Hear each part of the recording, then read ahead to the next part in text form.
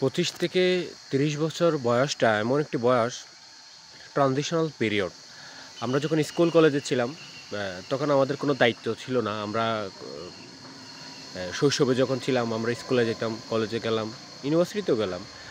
তখন আমাদের আসলে বস্তুত ওরকম কোনো লেগেসি ছিল না বা আমাদের রেসপন্সিবিলিটিস ছিল না। আমরা কোনো কিছুরই রেসপন্সিবিলিটি নিতে শিখি নাই তখন। র‍্যান্ডম জীবন কাটাই আমরা একটা বয়স পর্যন্ত।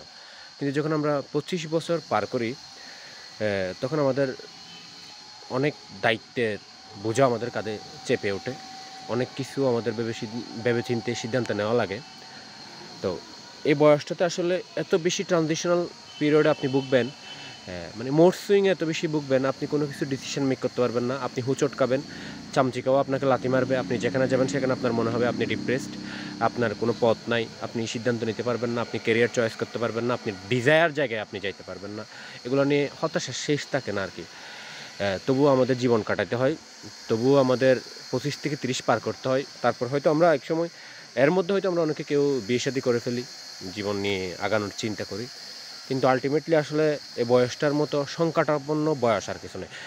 18 বছর বয়স কবিতায় যেমন সুকান্ত ভট্টাচার্য বলেছিল, "এই বয়স দুর্নিবার, দুঃসাহস" এরকম একটা লাইন সম্ভবত ছিল।